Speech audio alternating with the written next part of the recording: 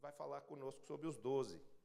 E eu queria que você abrisse sua Bíblia no livro de Apocalipse, capítulo 21, versículo 9.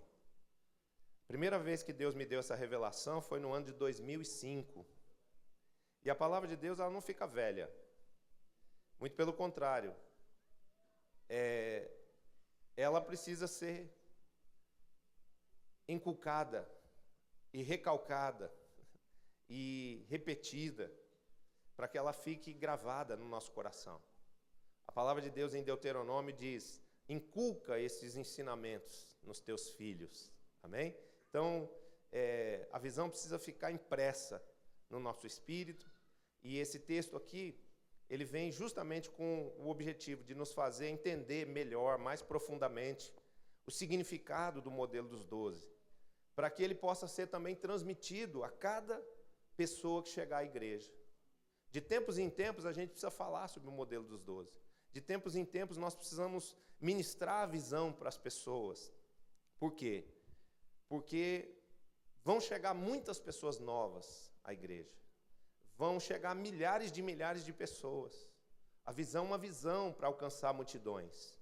E essas pessoas que chegarem, elas precisam entender a revelação da visão, captar essa revelação no espírito.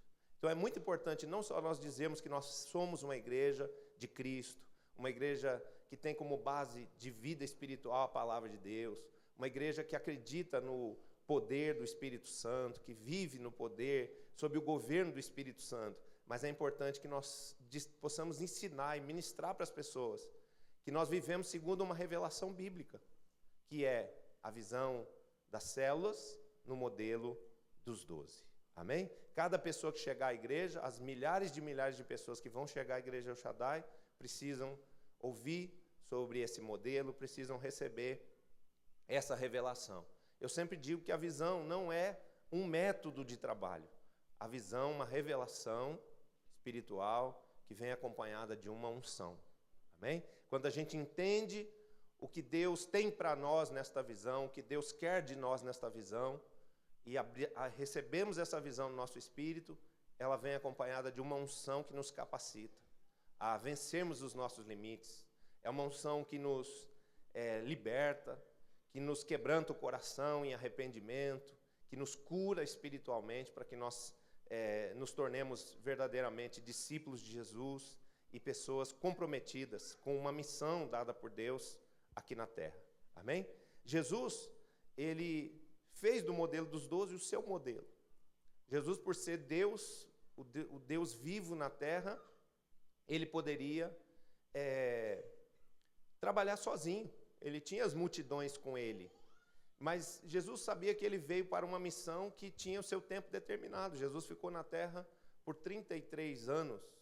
E depois disso ele deveria voltar para o Pai. Era um plano estratégico traçado pelo céu, de que Jesus viesse, falasse do amor do Pai aos homens, ensinasse sobre a salvação, morresse na cruz pela remissão dos nossos pecados, para que nós pudéssemos ser perdoados, e depois fundamentasse a sua igreja, deixasse a sua igreja estabelecida, preparada, enviada para as nações, segundo um modelo.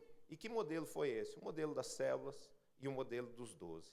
Então Jesus trabalhou com 12, e a Bíblia frisa o modelo dos 12 de Gênesis a Apocalipse. Lá em Gênesis está lá, o modelo dos 12 revelado através dos 12 prometidos a Abraão, que tiveram a sua primícia em Isaac e que se consumaram através dos 12 filhos de Jacó. E esses 12 fizeram o quê? Tiveram sobre as suas vidas o poder de entrar numa nação, conquistar essa nação e governá-la até hoje. Até hoje, o parlamento de Israel, Knesset, tem 120 cadeiras. Então, o modelo dos 12, do ponto de vista da conquista e do governo, ele é um modelo eficaz e vivo até os dias de hoje. Ok? Então, ele é algo divino, que tem como significado o número 12, biblicamente falando. Não é numerologia, tá? É o significado espiritual desse modelo. O governo perfeito de Deus. Quando eu me entrego a essa chamada para ser discípulo de Jesus, quando eu me torno 12 de alguém, eu deixo que alguém cuide de mim, que alguém me oriente, que alguém seja sacerdote sobre a minha vida, eu começo a ser governado perfeitamente por Deus. E esse governo perfeito de Deus faz com que a minha vida seja restaurada, seja edificada, seja uma vida abençoada com plenitude, ok? Até o tempo é governado pelo modelo dos 12. O Senhor criou os céus, criou a terra, Ele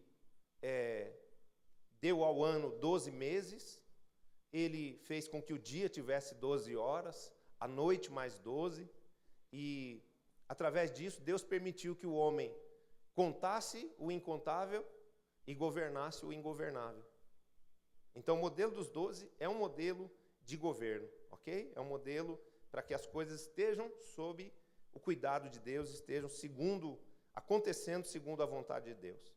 O mais importante é que você saiba, agora estou falando com você especificamente, que Deus te conhece pelo teu nome, te escolheu desde o ventre da sua mãe, te chama pelo teu nome, sabe dos teus problemas, sabe das tuas aflições, e Ele te escolheu para fazer parte desse modelo de vida cristã.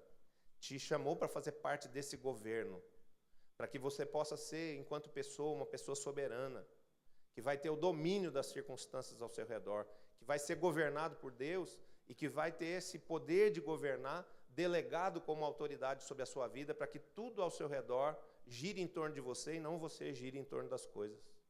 Você consegue compreender isso? É você ter domínio de si mesmo, é você ter domínio na sua família. Domínio não é mandar nas pessoas, domínio é conservar as coisas bem.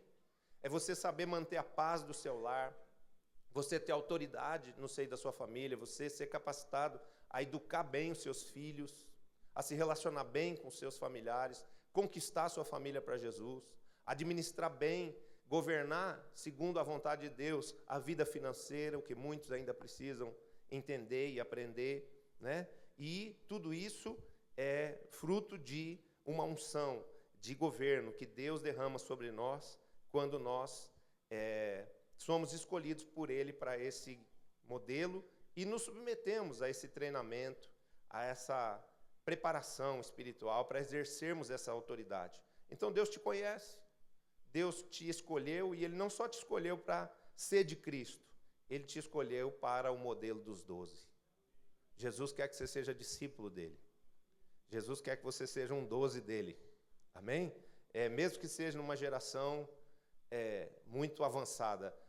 Pedro, Tiago, João, André, Filipe, Bartolomeu, todos aqueles discípulos, eles eram 12 da primeira geração de Jesus. Eu sou 12 de Jesus, tanto quanto esses apóstolos aí. Você também. Só que nós somos de uma geração, que eu não sei qual é o número, não sei se é a geração número 150, eu sei 200, 500, mas eu sei que nós somos ligados, conectados a Yeshua no Espírito, e somos discípulos dele, porque sermos discípulos de Jesus, porque sermos 12 do Messias, significa termos as suas características espirituais. Amém? E a visão permite que essas características sejam geradas em nós. Então, o mais importante é que você saiba que Jesus te escolheu para o modelo dos 12. Por que eu estou dizendo isso? Porque é importante que você entenda que Deus não faz as coisas aleatoriamente. Ele te escolheu para fazer parte desse modelo, Ele te convidou para ser discípulo dele, como Ele fez com aquele jovem rico, como Ele fez com outros homens na sua passagem aqui na terra, quando Ele te trouxe a uma igreja que tem esta revelação e esta visão. Se Jesus quisesse só te salvar, Ele tinha levado você a outro ministério. Mas Ele está te oferecendo a oportunidade de viver numa revelação profunda, que é a revelação de ser discípulo. Muitas igrejas que estão por aí, não estou dizendo que nós somos melhores do que ninguém, não estou me ufanando aqui da revelação, muito pelo contrário. Só estou mostrando a você a diferença. Muitos ministérios que estão por aí estão vivendo naquele nível de revelação de gerarem membros, quando na verdade a Bíblia, em Mateus 28, diz que nós deveríamos, a sua igreja aqui na terra, a igreja que ficou na terra, deveria formar discípulos. Por quê? Porque formar discípulos significa entrar num nível mais profundo de revelação, de entendimento das coisas espirituais, de mais graça, de mais conhecimento, de mais autoridade derramada por Deus e, consequentemente, de mais cura, de mais resultado na nossa vida. O preço para ser discípulo é maior do que o preço para ser membro de qualquer igreja, mas a recompensa de ser discípulo também é maior do que a recompensa de simplesmente ser membro. Há pessoas que, como fruto da sua vida cristã, receberão apenas a salvação, mas há outras que, por entenderem o chamado de Deus e se entregarem de corpo, alma e espírito a esse chamado, vão receber uma recompensa muito maior, tanto aqui na terra quanto lá no céu. Quem diz isso é a Bíblia. Amém? Então, quando Deus te trouxe pelo Espírito para fazer parte de uma igreja, com essa visão, no caso a El Shaddai, existem muitas outras, Ele estava te escolhendo para ser discípulo. Ele está te convidando para ser 12 dele. E por que eu digo isso? Porque há muitas outras igrejas com outras visões. Então é como eu digo, se Deus quisesse te salvar apenas, Ele teria te levado a uma igreja tradicional, a uma igreja dessas que aparecem na televisão, mas Deus te chamou para algo maior, para algo mais profundo, para algo que vai trazer resultados mais rápido para a sua vida. Tanto quanto mais rápido você se entregar, você aprender, você abrir o seu entendimento para entender o que é ser discípulo de Jesus e se esforçar por ser. Amém? Então Deus nos chamou para fazer parte dessa visão. E para que a gente possa fazer parte dela, é preciso que seja aberto o nosso entendimento espiritual, de que essa visão veio para restaurar plenamente o indivíduo, para, através da restauração do indivíduo, restaurar a sua família, e através de restaurar cada família, a visão vem com uma unção para restaurar a igreja. E através da igreja restaurada, Deus quer restaurar a sociedade. Deus quer restaurar a nação.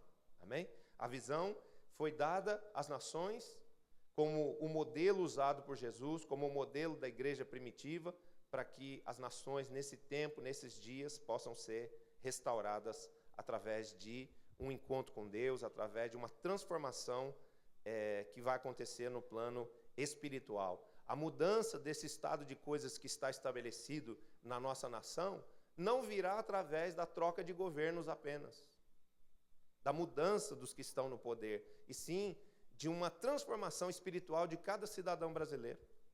E a gente sabe que não existe transformação maior do que aquela que acontece na vida de uma pessoa quando ela nasce de novo. Então, o que a visão tem como propósito? Restaurar as pessoas, mudar a mentalidade das famílias, levar a igreja a ser uma igreja santa, uma igreja forte, uma igreja que sabe qual é a sua missão, que tem unção para cumpri-la e que vai mudar a história de muitas vidas, de muitas famílias, de multidões e, consequentemente, da nação. Amém? Apocalipse 21:9 nos mostra a figura da igreja salva e vitoriosa. E o modelo dos 12 está lá. Então vamos ler Apocalipse 21, do versículo 9 em diante. Diz assim: Então veio um dos 7 anjos, que tem as 7 taças cheias dos últimos 7 flagelos, e falou comigo, dizendo: Vem, mostrar-te-ei a noiva, a esposa do Cordeiro. Note uma coisa aqui, eu vou parar só para comentar algo com você nesse versículo. Em toda a Bíblia, até esse momento, até esse versículo 9, a igreja é chamada de a noiva do Cordeiro. Aqui é o primeiro momento onde ela aparece como esposa. Ou seja, ela já casou com ele, já foi arrebatada, já entrou nas núpcias, né? E já está com ele lá na glória. Então, isso aqui fala da glória, isso aqui não está falando da terra, isso aqui não é uma visão de coisas terrenas, e sim uma visão celestial que Deus deu a João. E diz assim: Vem, mostrar-te-ei a noiva, a esposa do Cordeiro, a esposa de Jesus. E me transportou em espírito até uma grande e elevada montanha, e me mostrou a cidade santa, Jerusalém, que descia do céu, da parte de Deus, a qual tem a glória de Deus. O seu fulgor era semelhante a uma pedra preciosíssima, como pedra de jaspe cristalina. Tinha grande e alta muralha, 12 portas, e junto às portas 12 anjos. Sobre elas, nomes inscritos, que são os nomes das 12 tribos dos filhos de Israel. 3 portas se achavam a leste, 3 portas ao norte, 3 ao sul e 3 a oeste. A muralha da cidade tinha 12 fundamentos, e estavam sobre estes os 12 nomes dos 12 apóstolos do Cordeiro. Aquele que falava comigo tinha por medida uma vara de ouro para medir a cidade, as suas portas e a sua muralha. A cidade é quadrangular, de comprimento e de largura iguais. E mediu a cidade com vara até 12.000 estádios. Veja que vem repetindo, né? 12, 12, 12, 12 portas, 12 nomes, 12 fundamentos. Tudo é 12. O seu comprimento, largura e altura são iguais. Mediu também a muralha 144 côvados, múltiplo de 12. Medida de homem, isto é, de anjo. A estrutura da muralha é de jaspe. Também a cidade é de ouro puro, semelhante a vidro límpido. Olha a cidade que Deus preparou para você morar na eternidade, hein? Uma cidade de ouro, semelhante a vidro límpido. Os fundamentos da muralha da cidade estão adornados de toda espécie de pedras preciosas. O primeiro fundamento é de jaspe, o segundo de safira, o terceiro de calcedônia, o quarto de esmeralda, o quinto de sardônio, o sexto de sárdio, o sétimo de crisólito, o oitavo de berilo, o nono de topázio, o 10º de crisópaso, o 11º de jacinto e o 12º de ametista. São as 12 pedras preciosas que estão no nosso peitoral do sacerdote. Amém? As 12 portas são 12 pérolas, e cada uma dessas portas de uma só pérola. A praça da cidade é de ouro puro, como vidro transparente. Nela não vi santuário, porque o seu santuário é o Senhor, o Deus Todo-Poderoso e o Cordeiro. A cidade não precisa do sol, nem da lua, para lhe darem claridade, pois a glória de Deus a iluminou, e o Cordeiro é a sua lâmpada. As nações andarão mediante a sua luz, e os reis da terra lhe trazem a sua glória. As suas portas nunca jamais se fecharão de dia, porque nela não haverá noite, e lhe trarão a glória e a honra das nações. Nela nunca jamais penetrará coisa alguma contaminada, nem o que pratica abominação e mentira, mas somente os inscritos no livro da vida do Cordeiro. Graças nós te damos, Senhor, pela tua palavra, que ela seja revelada ao nosso espírito, que o Senhor nos abra o entendimento espiritual de forma completa, para que nós possamos ser alcançados pelo teu propósito, de forma maravilhosa, em nome de Jesus. A igreja, aqui a gente está vendo o quê? Em Apocalipse 21, 9. A igreja que cumpriu na terra o seu chamado e alcançou a recompensa eterna da salvação em Cristo. Qual é essa recompensa? Vivemos na eternidade com Jesus. Podemos ver o rosto de Jesus, o nosso Salvador. Esse dia é um dia que todo cristão que é espiritual de verdade deve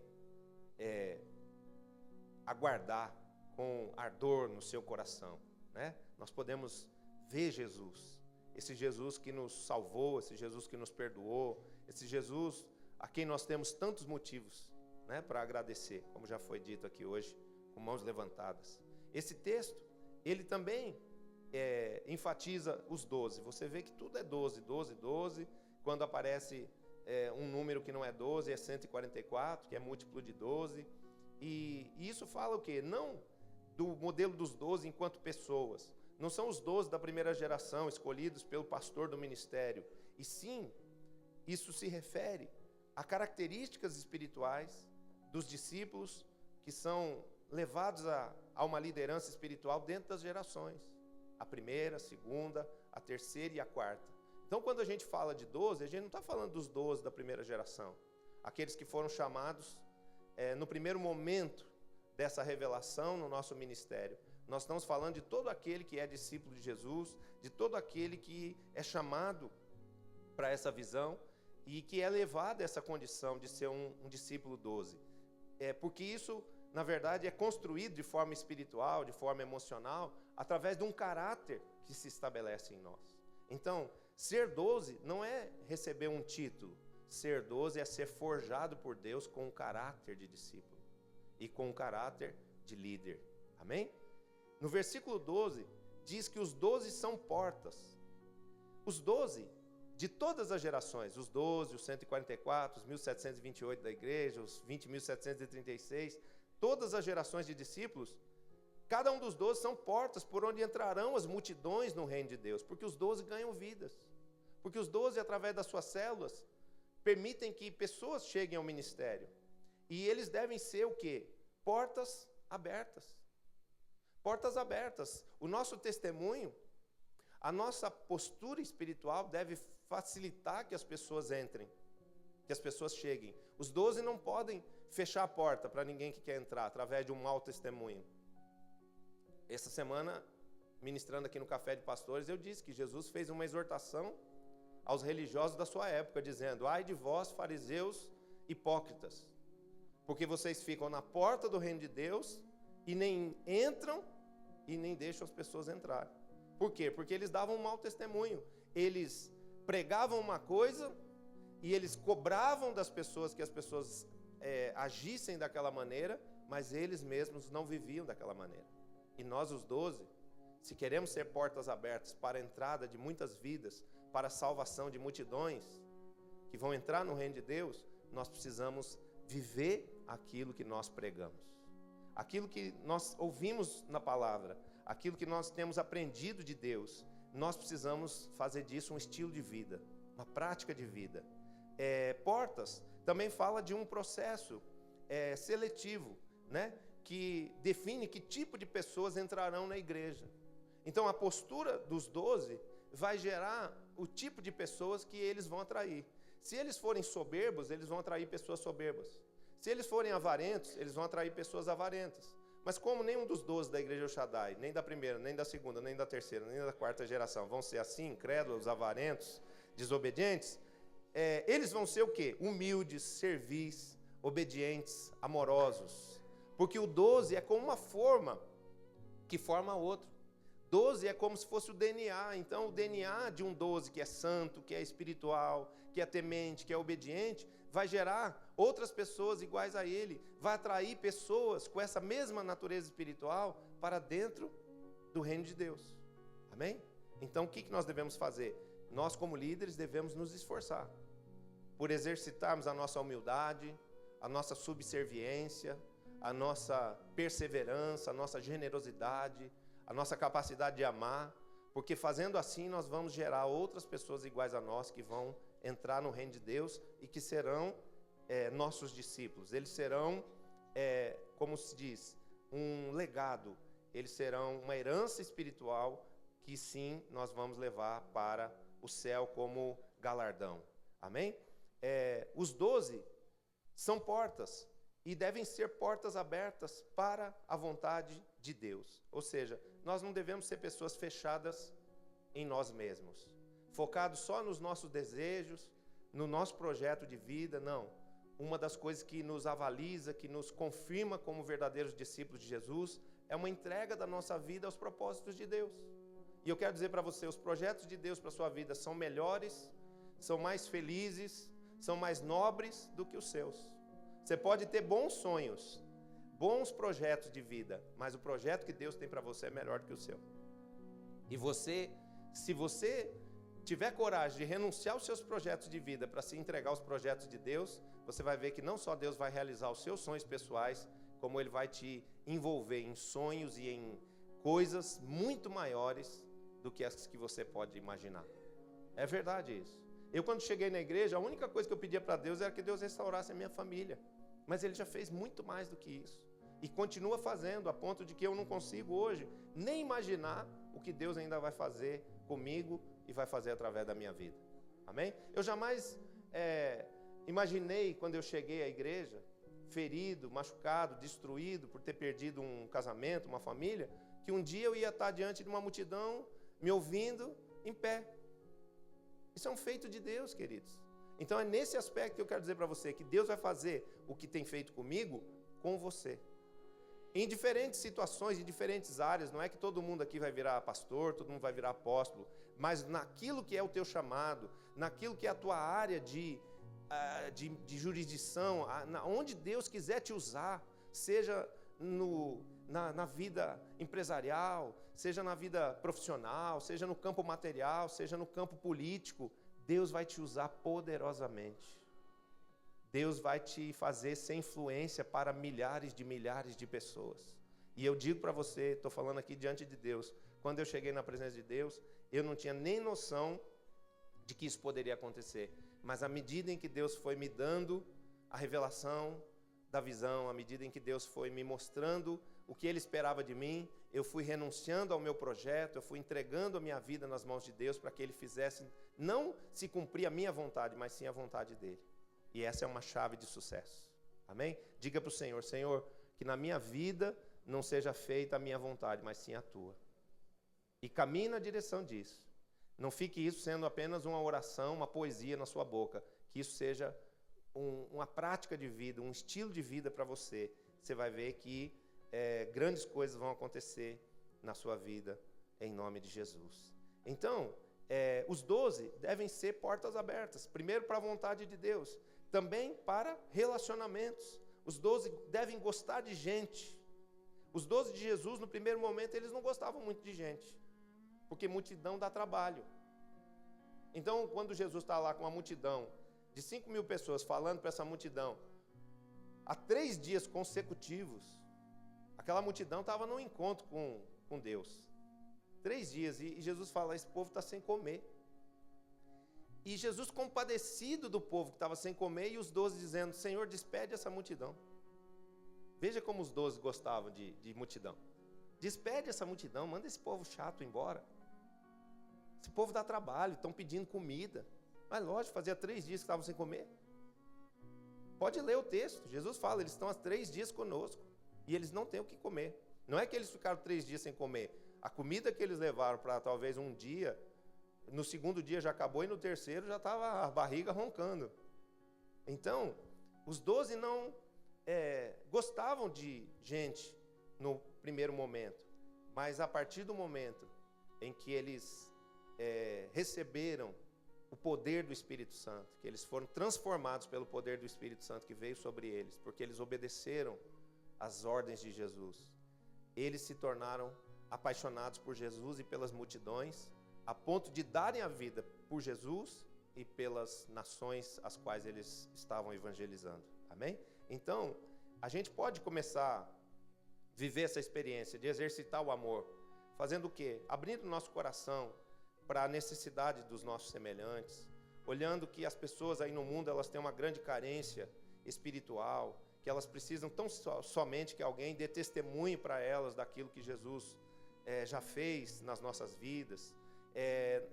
Nós abrimos a nossa casa para as pessoas, você ser anfitrião de uma célula, você levar as pessoas, os seus discípulos para a sua casa, compartilhar a sua vida, compartilhar o que você é, compartilhar o que você tem, gastar tempo em ensinar aquilo que você já sabe para outras pessoas. Por quê? Porque essa é a figura de Jesus. Foi isso que Jesus fez com os seus 12. Ele os levou para casa, ele comia com eles, ele os ensinava, ele os corrigia, ele os amava, e ele fez isso com 12, que depois se tornaram gerações, e que depois se tornaram multidões, e que depois se tornaram nações. Porque aqueles 12 de Jesus, segundo o envio que Jesus fez, foram às nações e conquistaram as nações. Nós hoje somos um povo que conhece Jesus por causa do trabalho dos 12 dele. Você consegue compreender isso? Vamos aplaudir os 12 de Jesus?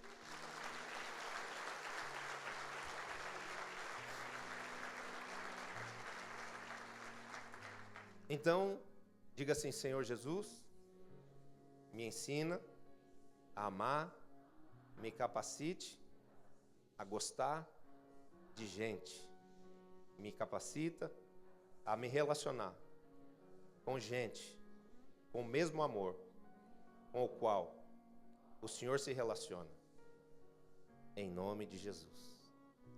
Amém. Segundo aspecto do versículo 12, os 12 primeiros são portas, depois diz que os 12 são anjos. A palavra anjo procede do grego, que é angelos no grego, e significa mensageiros. Os 12 são mensageiros de uma boa notícia que o mundo precisa desesperadamente receber. A de que Jesus está vivo, de que Jesus na cruz perdoou os nossos pecados e que ninguém na terra precisa viver uma vida de sofrimento e de dor. Amém? Nós precisamos dizer para as pessoas que estão angustiadas, sofrendo, deprimidas, dizer para elas, parem de sofrer. Você não precisa sofrer dessa forma. Você não foi rejeitado por Deus, você não foi condenado eternamente a viver um karma, a viver um suplício. Essa história de que a terra, o mundo, a vida é um mar de lágrimas, isso aí só é verdade para quem não conhece Jesus. Porque quando uma pessoa conhece a Jesus e o recebe como Senhor e Salvador da sua vida, no seu espírito, no seu coração, Deus perdoa os pecados dessa pessoa e Deus inaugura na vida dessa pessoa uma nova história. Uma história de paz, uma história de restauração, uma história de felicidade, principalmente na vida daqueles que creem nisso. Quantos creem aqui que Deus tem uma vida maravilhosa para você? Deus não quer que você seja feliz, que você tenha descanso dos seus problemas, que você fique livre das suas enfermidades só quando você chegar no céu, não. Só depois que você morrer, não. Deus quer que você tenha uma vida plena aqui na terra. Amém? Os seus problemas, se você viver pela fé, se você se entregar ao projeto de Deus, eles vão se resolver aqui, não é o dia que você morrer, não. Tem gente que fala, tomara que eu morra logo, porque assim acaba esse sofrimento. Não, para acabar o sofrimento não precisa morrer, precisa ressuscitar espiritualmente. Amém? Precisa nascer de novo em Cristo. E Deus já tem te convidado para isso. Se você não nasceu de novo, vai nascer hoje. Em nome de Jesus. Amém? Então os 12 são anjos. E o que os 12 devem fazer? Sempre serem os mensageiros dessa boa notícia que é: Jesus está vivo, Jesus te ama, Jesus já sofreu no seu lugar, então você não precisa sofrer. Amém? A mensagem é muito simples. A mensagem é muito simples. E essa mensagem, a mensagem mais necessária para todas as pessoas da terra. Mas há também outros tipos de anjos. Há os anjos que são guardiões, e os 12 são anjos guardiões. Os 12 devem guardar os princípios da visão. Os 12 devem ser guardiões das vidas, consolidadores daquelas pessoas que estão chegando à igreja, que estão ainda naquela zona de perigo, naquela tentativa de resgate do inimigo, de trazer as pessoas de volta ao mundo, ao pecado. Os 12 devem proteger esses novos. Os 12 devem guardar a vida espiritual desses novos, principalmente com oração.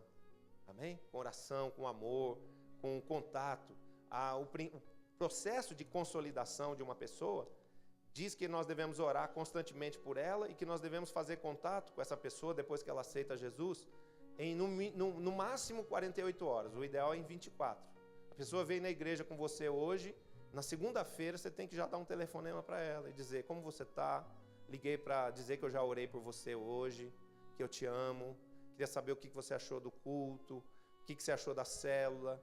No dia seguinte a gente fazer esse contato, porque se a gente faz esse contato com a pessoa, a oração, a unção que a gente ministra sobre a vida da pessoa quebra o jugo do mal. Agora, se você deixa a pessoa sozinha, se você não entra em contato com ela, se você não ora por ela, o inimigo vai lá e consolida essa pessoa.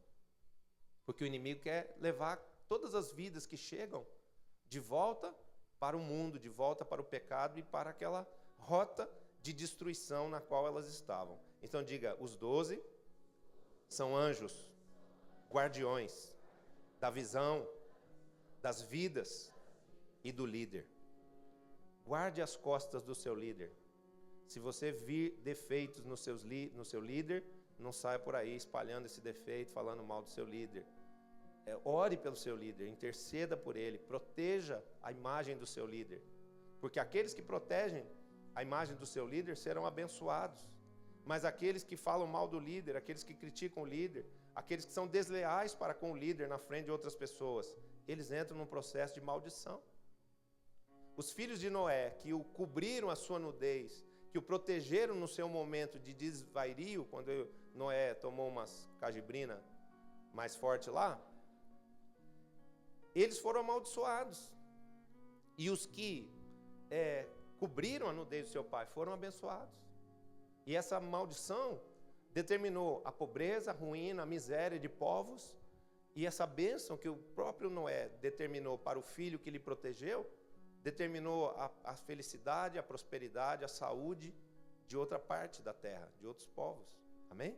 Essa desigualdade que existe nos continentes, uma nação tão rica, outra nação tão pobre, está relacionada a essa bênção e maldição que foi estabelecida desde os dias de Noé. Amém? Os 12 são também anjos guerreiros. Eu falei que há vários tipos de anjos. Anjos guardiões, anjos guerreiros e anjos ministradores. Guerreiros do quê? Guerreiros de oração. Guerreiros contra a carne. Guerreiros contra o pecado. Guerreiros contra o diabo. Não deis lugar ao diabo. Vamos fazer guerra contra o pecado, guerra contra o diabo, guerra contra as obras da carne. Vamos guerrear contra tudo isso, porque se nós fizermos essa guerra, nós vamos obter vitória nela e vamos receber recompensa de Deus. Teremos despojos. Amém? Os 12 são ministradores. Ministradores do quê? Das virtudes de Deus, dos princípios, da palavra, do ensino, da unção, da cura. Eu quero declarar que através da oração dos 12, dos 144, dos 1728 dessa igreja, pessoas vão ser curadas de doenças, de enfermidades mortais nas células. Então, quando chegar alguém doente, você não tenha dúvida, promete para a pessoa que Jesus vai curar ela, que ela foi chamada para ser curada, que ela não foi chamada para morrer salva na presença de Deus. Ai, Jesus queria só te salvar. Não, Jesus quer nos salvar, Jesus quer nos restaurar, Jesus quer nos curar, porque não é através da morte que Deus é glorificado. Deus é glorificado através da vida. Deus é glorificado através de alguém que diz: eu estava fadado a morrer, mas Jesus me chamou, Jesus me perdoou, Jesus me curou, e aqui eu estou hoje dando um testemunho de que enquanto tantos morreram, eu estou vivo. Amém? Então, nós precisamos ter essa ousadia em fé, de orarmos pelas pessoas que estão enfermas, crendo que Deus fará a parte deles, porque a nossa parte é crermos e orarmos. E qual é a parte de Deus? Curar, fazer o sobrenatural acontecer. Amém? Ah, mas e se Deus não curar? Se Deus não curar, é problema dele. Porque o nome que vai ser glorificado é sempre o dele.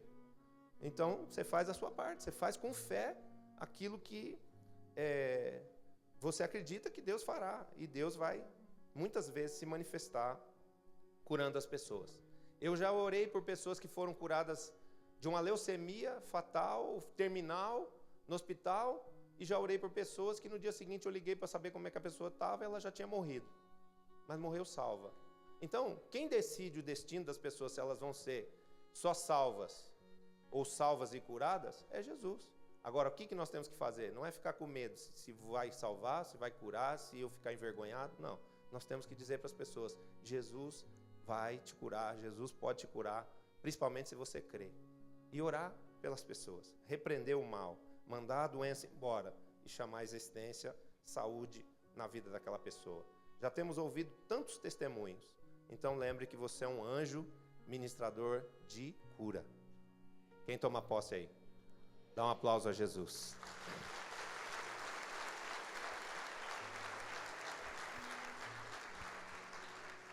Os 12 são nomes. Nome fala da identidade preservada no meio de uma multidão. Quando cada um recebe a revelação e se decide a ser 12 e a cuidar de 12, se forma uma grande multidão, sem que ninguém fique sem ser cuidado e sem ser conhecido. Amém? Os ministérios, a diferença que eu falei dos ministérios de membros, dos ministérios que só chamam as pessoas pela televisão, é essa. A pessoa vem, ela está ali no meio da multidão, mas ela não é ninguém. Ela não tem identidade ali naquele corpo. Ele é um entre milhares daqueles que entram e daqueles que saem, daqueles que vêm e daqueles que vão. Quando, na verdade, cada pessoa tem um nome. Eu pergunto para o pastor Denis, quem são os seus 12? Ele vai dizer para mim. E ele vai conhecer a vida dos 12 dele, e se algum 12 dele tiver problema, eu vou poder ajudar ele, dizer: o que está acontecendo com o Marivaldo? Não tem esse 12, talvez vai chegar um 12 com o nome de Marivaldo. Tá? Né? O que está acontecendo com o Marivaldo? O Marivaldo está com um problema assim. Não. Então vamos orar por ele, ministra ele dessa maneira. Tal. Por quê? Porque o modelo dos 12, que é 12, 144, 1728, torna a igreja para o apóstolo uma igreja pastoreável. Eu às vezes fico sabendo de problemas que estão acontecendo na vida de uma pessoa da terceira geração, que é informado pelo líder direto dele, que informa o seu líder direto, que informa a mim. É verdade isso. E dessa forma, se cada um cuida de 12, todo mundo no seio da igreja fica bem cuidado, e dessa forma a igreja pode crescer sem perder a sua identidade espiritual, sem perder o seu DNA espiritual. Amém? Então vamos lá. Esses nomes também falam da fama para a qual este modelo nos projeta, porque é uma visão que nos leva ao êxito. A promessa, isso está relacionado à promessa feita a Abraão. O que Deus disse a Abraão? Abraão, eu engrandecerei o seu nome. Quando a gente se determina a cuidar de vidas, quando a gente se entrega a realizar a vontade de Deus, quando a gente influencia pessoas, Deus vai exaltando o nosso nome. Eu, alguns anos atrás, era um pastor isolado dentro dessa igreja, que não era conhecido por ninguém. Hoje eu sou conhecido na cidade de São Paulo, sou conhecido no estado de São Paulo, sou conhecido na nação brasileira, sou conhecido em outras nações. É verdade, não estou falando isso com vanglória, só estou dizendo que o ser conhecido, o ter o nome exaltado, o nome colocado em evidência, é uma das coisas que faz parte da promessa da visão. Agora, eu não sei se você quer ficar conhecido. Se você quiser ficar conhecido como aquele que tem a unção de cura, como aquele que tem a sabedoria de Deus, como aquela mulher que é uma mulher cheia do Espírito Santo, seja discípula, seja 12, amém? Você quer ser conhecido como um homem sábio, seja discípulo, seja 12, porque isso é o que a visão pode fazer pelas nossas vidas. O objetivo de Deus é nos levar a influenciar muita gente, influenciando muita gente, nos fazer pessoas conhecidas, importantes para as outras pessoas, amém? Os 12 de Jesus eram homens simples, iletrados, pescadores, desconhecidos, lá das margens do mar da Galileia. Mas porque eles entenderam a missão que Jesus deu a eles e se entregaram ao cumprimento daquela missão, eles se tornaram 12 apóstolos que tocaram as nações da terra e que têm os seus nomes na história. Você consegue compreender? Está entendendo? Então, tudo é uma questão de escolha, de queremos continuar neutros no ostracismo ou queremos fazer a vontade de Deus para que Deus nos faça conhecidos, nos faça pessoas de utilidade para muitas outras pessoas, em nome de Jesus. Tem pessoas que passam a vida delas no anonimato, não é só porque elas ficaram quietinhas no canto delas sem querer grandes coisas para si. Não, elas ficam assim porque elas nunca fizeram nada por ninguém, nem por elas mesmas. Você consegue compreender? Então Deus está te chamando para quê? Para ser uma pessoa que vai exercer influência sobre outras e dessa forma vai ficar conhecido como uma grande bênção. Os 12 são fundamentos. O versículo 14 diz isso. São alicerces sobre os quais se levantam as gerações. Amém?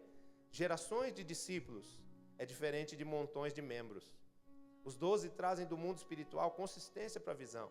Eles exercem governo. Eles guardam os princípios da visão. Eles são canais da unção da visão. E eles devem, dessa forma, entender que eles são um alicerce. Eles devem estar firmes. Eles devem ser consolidados no seu projeto, no seu propósito, na sua missão.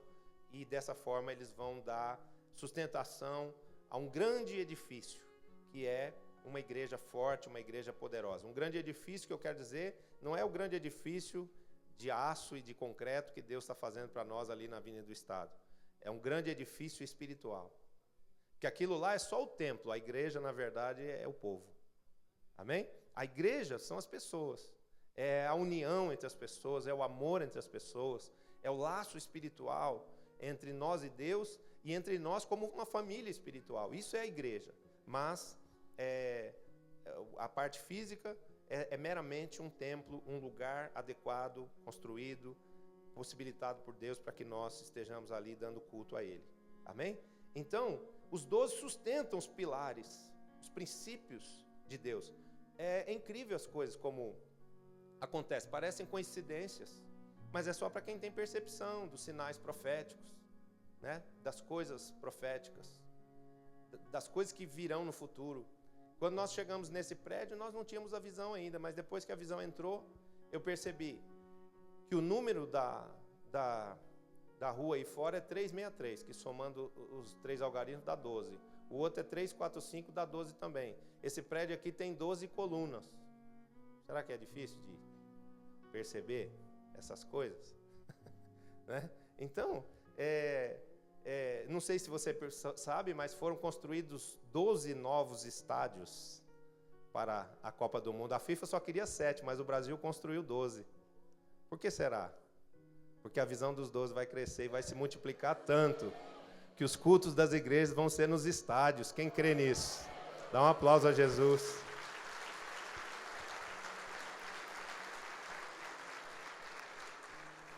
Mas isso vai acontecer se nós ficarmos firmes como um fundamento sólido dessa visão que Deus nos deu e que é tremendamente preciosa. Os 12 não são grupos, eles são equipes que têm uma relação vertical com Deus, ou seja, eu quero que os meus 12 sejam 12 de Jesus e não só meus 12. Eu quero que eles sejam parecidos com Jesus e não só comigo, né? E eles têm uma relação também horizontal, ou seja, os 12 devem se amar, porque a unidade de uma célula é a unidade de propósito, de linguagem, de pensamento, de atitude, de uma célula, de uma família, de uma equipe de 12, é o que leva essa equipe ao sucesso. Então nós temos que trabalhar juntos, um ajudando o outro. Vocês viram a goleada 7-1? O Brasil se matando para tentar fazer uso do talento individual. Só que um jogador, foi falado isso em todos os comentários, um jogador não se aproximava do outro para receber a bola, para tirar o outro do sufoco, porque estava sendo marcado por 2 ou por 3 do time adversário. Quando, na verdade, se você prestar atenção, se você assistiu o replay da goleada, você vai ver que todas as jogadas, quase todas as jogadas, sem exceção, foram jogadas feitas em equipe, trabalho de equipe. Um passou a bola para o outro, que viu que o outro estava livre, estava na cara do gol para fazer o gol, mas viu que o outro lá, do outro lado na área tinha mais facilidade, passou a bola, o outro fez o gol com facilidade, sem ter nem que correr o risco da bola bater no goleiro. Então não adianta, queridos. O trabalho de equipe sempre vai ser um trabalho superior ao trabalho focado no talento individual. Não seja equipe, eu faço, eu sei, é do meu jeito, é melhor. Não, isso é tolice, isso é desejar perder o jogo. O que ganha jogo é o trabalho de equipe. Perguntaram lá para aquele jogador alemão, você está feliz porque você está muito perto de se tornar o recordista de gols em Copas do Mundo? Ele disse assim, não, se isso acontecer eu fico feliz, mas o mais importante não é isso, o mais importante é a minha equipe ganhar. Lógico, o que adianta o cara ser o goleador da Copa e ir embora para casa e não ter no histórico, no currículo dele, a ideia de que foi campeão do mundo? Muitos jogadores saíram desse time brasileiro aí derrotados, porque foi a última Copa dele, né? Isso por quê? Porque se não houver trabalho de equipe, não tem sucesso. Amém? Então, a unidade dos 12 dá sustentação a esses fundamentos que são os 12. Amém? Versículo 14, os 12 são apóstolos. Há uma unção apostólica para a conquista de nações. Mateus 28, de 20 a 22 diz, toda autoridade me foi dada no céu e na terra. Essa autoridade poderia dizer, a autoridade apostólica me foi dada no céu e na terra. E eu dou esse nível de autoridade superior aos meus discípulos, aos meus 12, para que eles vão e façam toda sorte de conquistas por onde quer que eles possam ir. Então nós temos que entender assim, nós estamos numa visão onde a autoridade espiritual que está sobre nós é muito grande. Vence o mal, vence o diabo, vence os principados, vence as potestades. É uma unção poderosa para a conquista de territórios. Um apóstolo ele tem um passaporte espiritual para cruzar as fronteiras das nações. E vocês não são ainda apóstolos, mas estão debaixo de uma unção apostólica delegada por mim, em nome de Jesus.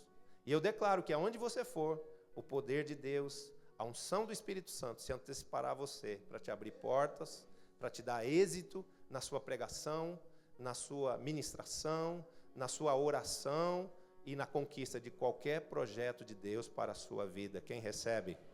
Dá um aplauso a Jesus. Estou liberando a autoridade sobre você, hein? Comece a usar isso. Na visão, somos multifuncionais. Todos evangelizam, todos pastoreiam, todos ensinam, todos profetizam, todos são enviados. É evidente que alguns vão se desenvolver mais no dom ministerial que tem, mas todos podem fluir debaixo desses cinco aspectos do ministério quíntuplo, que é o pastor, o mestre, o evangelista, o profeta e o apóstolo. Amém? E isso para se cumprir o quê?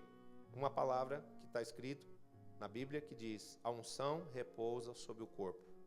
A visão tradicional é: o pastor é um super ungido, ele conhece muito a palavra, ele é um cabeção. Ele é um cabeção cheio de revelação, cheio de conhecimento, cheio de sabedoria, cheio de unção. Mas é um cabeção em cima de um corpinho, que é a igreja, atrofiado. Um corpo que só sabe receber, um corpo que só sabe sugar, um corpo que não tem consciência da sua missão. Mas quando a gente recebe a visão, esse manto apostólico vem e faz despertar o potencial de cada pessoa. Cada pessoa que está aqui é um líder potencial. Amém? No conceito de Deus já é um líder.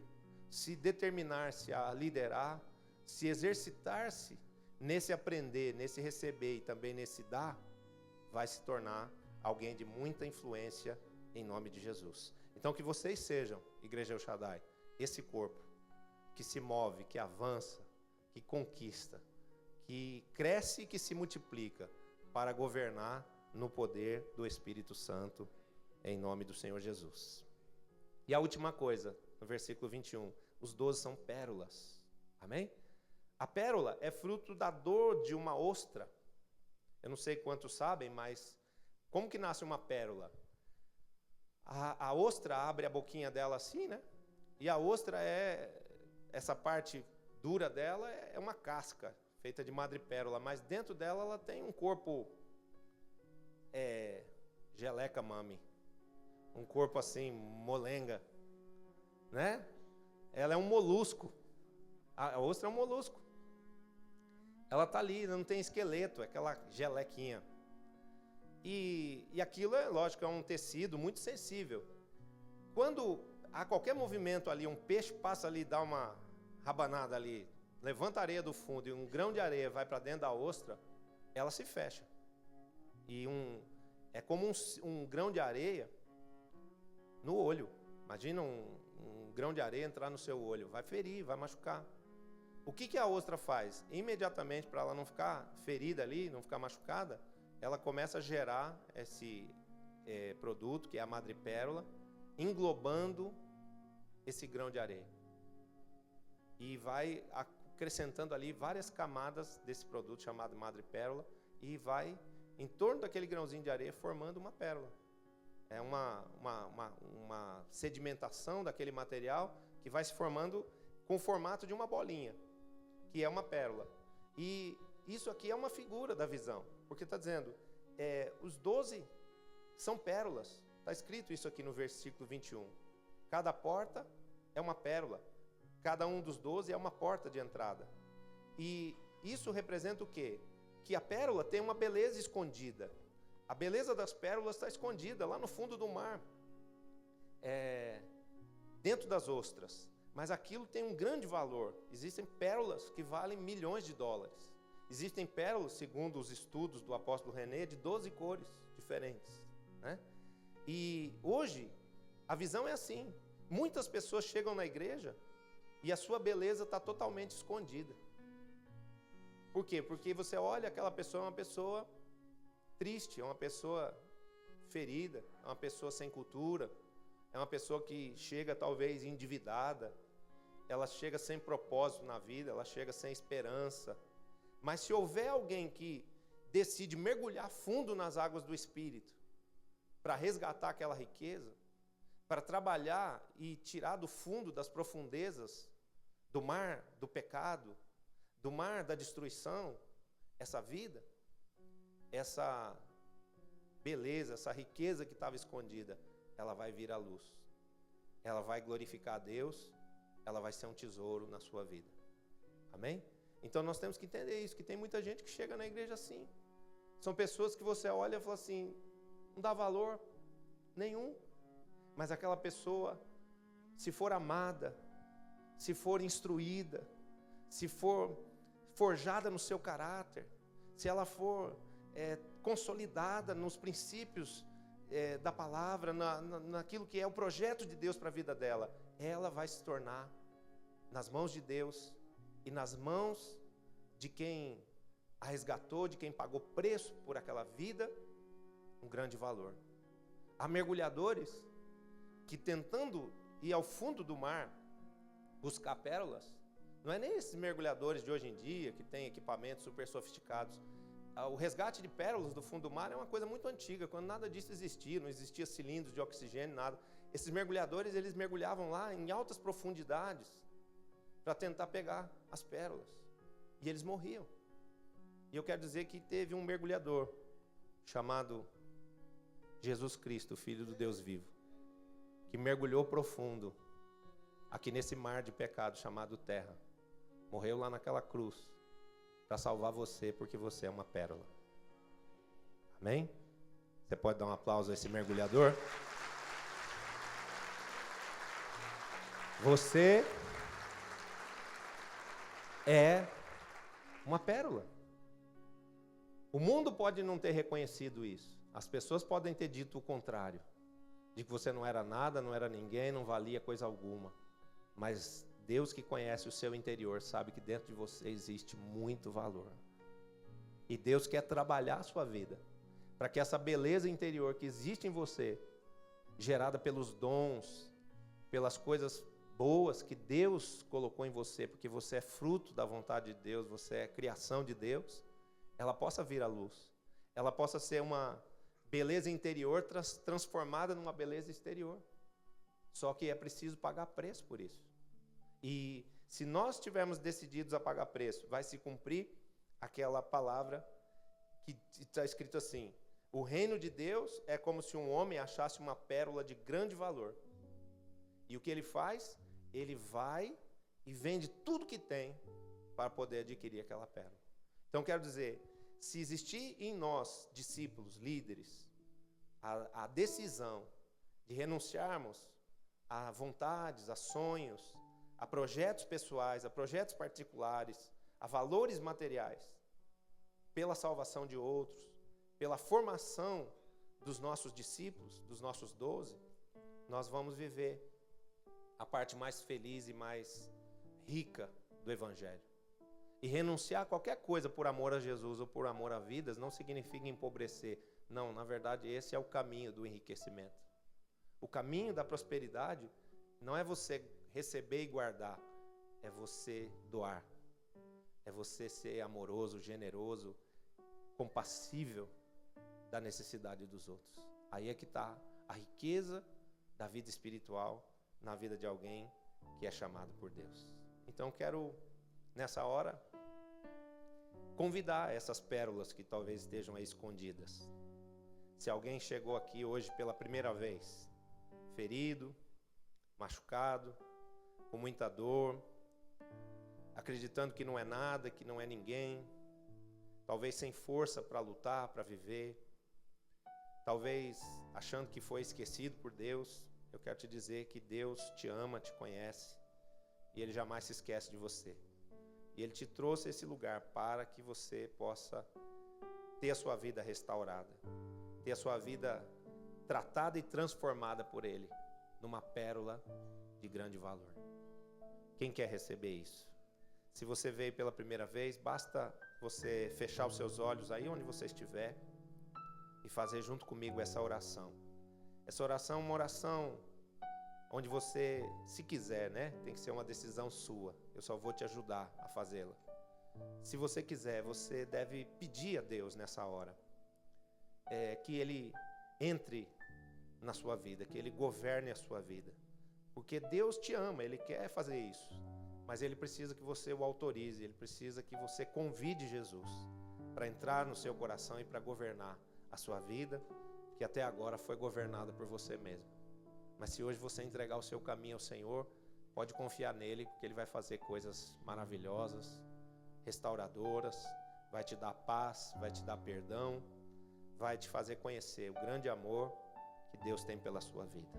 Se você quiser fazer essa oração junto comigo, feche seus olhos onde você está e diga assim: Senhor Jesus, pelo poder da Tua palavra, eu posso crer que o Senhor ressuscitou de entre os mortos, de que Tu és o Deus vivo, o verdadeiro Filho de Deus.